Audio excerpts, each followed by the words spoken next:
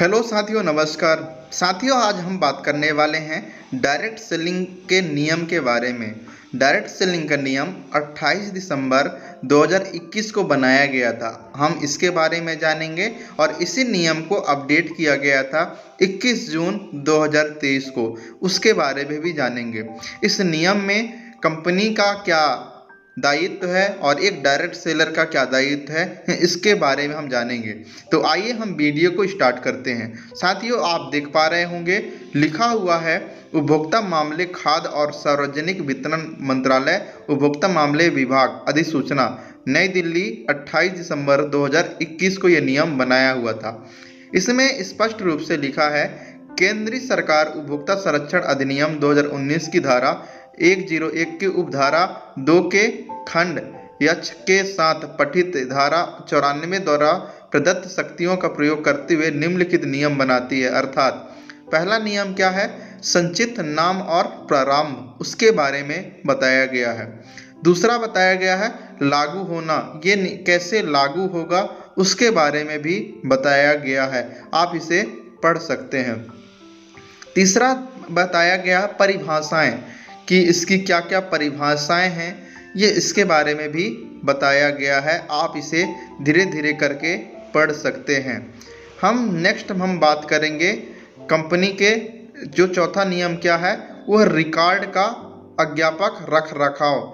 जो कंपनी का क्या क्या रिकॉर्ड है उसके बारे में बताया गया है कि कंपनी का क्या क्या रिकॉर्ड होना चाहिए, जैसे निगमन प्रमाण पत्र, संज्ञम ज्ञापन और संगम अनुच्छेद, स्थायी खाता संख्या और कर कटौती का संग्रहण खाता संख्या, माल और सेवा का रजिस्ट्री, माल और सेवा का विवरण, आयकर विवरण, बैलेंस शीट, ऑडिट रिपोर्ट और ऐसे अन्य संगत रिपोर्टें, प्रत्यक्ष विक्रेताओं की पंजिका, ये सब होना चाहिए। 5वें पॉइंट में है प्रत्यक्ष बिक्री इकाइयों के दायित्व। जो कंपनियां हैं, जितने भी कंपनियां हैं, डायरेक्ट सेलिंग कंपनियां हैं, जो लीगल कंपनियां हैं, उनके दायित्व के बारे में भी बताया गया है कि प्रत्येक प्रत्यक्ष बिक्री इकाई का क्या दायित्व होगा। का में और खा में और घा में आप देख सकते हैं, इसमें स्पष्ट रूप से खा में लिखा है कि भारत के भीतर अपने रजिस्ट्रीकृत कार्यालय के रूप में कम से कम एक भौतिक स्थान हो, मतलब एक ऑफिस होना जरूरी है भारत के अंदर। आप देख पा रहे होंगे सारे नियम है कि अंगा में क्या लिखा है, प्रत्यक्ष बिक्री इकाई द्वारा बेची जाने वाली या आपूर्ति की जाने वाली मालों या सेवाओं के लिए उसकी पहचान करने वाले किसी व्यापार चिन्ह, सेवा चिन्ह या किसी अन्य पहचान चिन्ह की स्वामी धारक या अनुज्ञप्ति होगी, किंतु ऐसे उत्पादों सेवाओं की बिक्री पर कोई कमीशन, बोनस या प्रोत्साहन नहीं प्रदान करेगी जिनके लिए इसकी किसी व्यापार चिन्ह, सेवा चिन्ह या किसी अन्य पहचान चिन्ह की स्वामी धारक का अनुज्ञप्ति नहीं है। इसके बारे में भी स्पष्ट रूप से लिखा हुआ था। में इसके प्रत्यक्ष विक्रेताओं के साथ उनको अपने मालों या सेवाओं की बिक्री की स्थापना के लिए प्राधिकृत करने का क्रम में पूर्व लिखित अनुबंध तथा कारागार शर्तों का न्याय संगत, उचित और निष्पक्ष होगी। एक कंपनी का क्या दायित्व है उसके बारे में लिखा गया है। और प्रत्यक्ष बिक्री करने वाली प्रत्येक इकाई अपने वेबसाइट पर निम्नलिखित सूचना स्पष्ट और सुलभ तरीके से उपलब्ध कराएगी, जो कि उसके उपभोक्ताओं को मुख्य रूप से प्रदर्शित होगा। मतलब कि हर एक कंपनी का वेबसाइट में कंपनी का एक वेबसाइट हो जिसमें वो सब कुछ दिया गया हो। प्रत्यक्ष बिक्री करने वाली इकाई का रजिस्ट्रेशन नंबर भी हो, इसका शाखाओं का राष्ट्रीयकृत के बारे में भी है, ये सारी चीज़ें कंपनी जो प्रोडक्ट बेचती है उसके बारे में, ईमेल, मोबाइल नंबर सहित ये सारी चीज़ें हो। टिन नंबर है, टिकट नंबर है, वापसी, रिफंड, विनिमय, वारंटी, गारंटी, ये सारे रूल्स होना चाहिए। ये सारे नियम में लिखे हुए हैं। तो आप देख पा रहे हैं, धीरे धीरे करके आप सभी चीज़ों को आप पढ़ सकते हैं। आप इस वीडियो को रोक के पढ़ सकते हैं, सारे नियम को आप पढ़ सकते हैं। जानना बहुत ज़्यादा ज़रूरी है नियमों के बारे में। अगर आप डायरेक्ट सेलिंग कंपनी को कर रहे हैं तो नियम के बारे में जानना बहुत ज़्यादा ज़रूरी हो जाता है। हम अब बात करेंगे जो डायरेक्ट सेलर हैं उनके बारे में कि उनके लिए क्या नियम है, प्रत्यक्ष विक्रेता का क्या दायित्व है। उसके लिए पहला काम में लिखा है कि प्रत्येक प्रत्यक्ष विक्रेता के पास प्रत्यक्ष बिक्री इकाई के साथ की गई पूर्व लिखित संविदा होगी ताकि ऐसी इकाई किसी माल या सेवा की बिक्री या बिक्री का प्रस्ताव किया जा सके। ख में लिखा है कोई बिक्री अभ्यावेदन शुरू होने पर यथार्थ रूप और स्पष्ट रूप से अपनी पहचान करेगा। प्रत्यक्ष बिक्री करने वाली इकाई की पहचान कारोबार स्थल के पते, विक्रय किए गए माल या सेवाओं की प्रकृति, ऐसे अभ्यर्थता के बारे में प्रयोजित करना है। इसमें स्पष्ट रूप से भी लिखा हुआ है कि जो विक्रेता हैं उनके पास एक आईडी कार्ड होना जरूरी है। देखिए, कोई प्रत्यक्ष विक्रेता पहचान पत्र और पूर्व अनुमानित या अनुमोदन के बिना किसी उपभोक्ता के परिसर में नहीं जाएगा। किसी भावी ग्राहक को कोई साहित्य नहीं देगा जिसे प्रत्यक्ष बिक्री इकाई को अनुमोदित न किया हो। किसी भावी ग्राहक से कोई साहित्य या बिक्री प्रदर्शन उपहार खरीदने की अपेक्षा नहीं करेगा। बिक्री के अनुसरण में ऐसा कोई दावा नहीं करेगा जो प्रत्यक्ष बिक्री करने वाली इकाइयों के द्वारा प्राधिकृत दावों में असंगत न हो। तो ये है प्रत्यक्ष बिक्री इकाई या प्रत्यक्ष विक्रेता के कर्तव्य के बारे में भी बताया गया है कि क्या क्या कर्तव्य हैं। तो आप इसे देख सकते हैं, इसे आप पढ़ सकते हैं। तो ये 28 दिसंबर 2021 को नियम बनाया गया था, उसके नियम के बारे में है। आप इसे PDF को आप डाउनलोड करके भी पढ़ सकते हैं।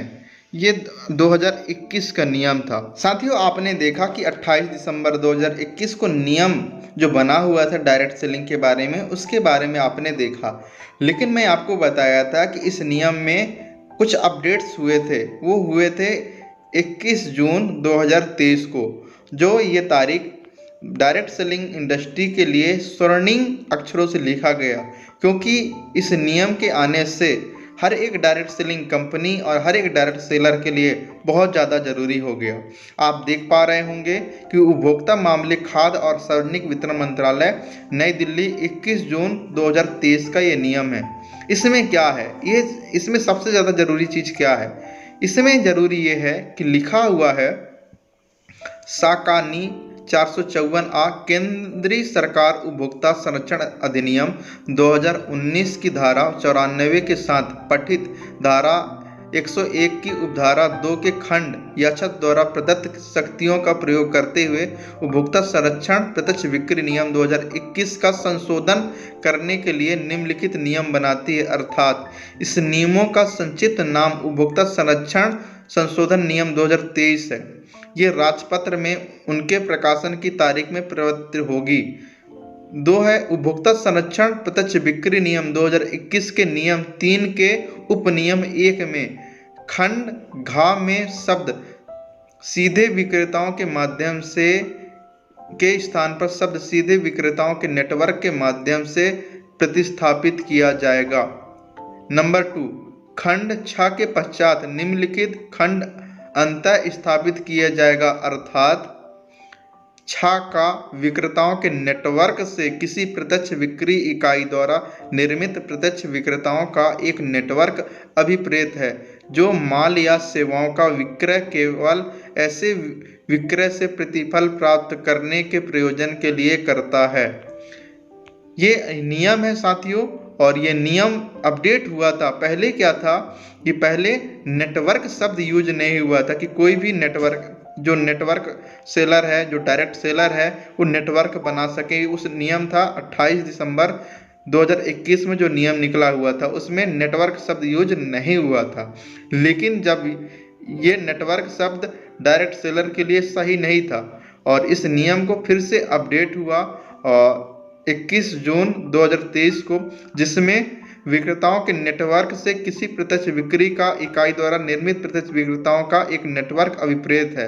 मतलब कि कोई भी प्रोडक्ट हम नेटवर्क के माध्यम से बेच सकते हैं, ये इसमें लीगल कर दिया गया। तो ये जैसे ये शब्द लीगल हुआ, नेटवर्क शब्द जुड़ा, तो डायरेक्ट सेलर के लिए बहुत ज़्यादा इम्पोर्टेंट हो जाता है, डायरेक्ट सेलिंग कंपनी के लिए बहुत ज़्यादा इम्पोर्टेंट हो जाता है।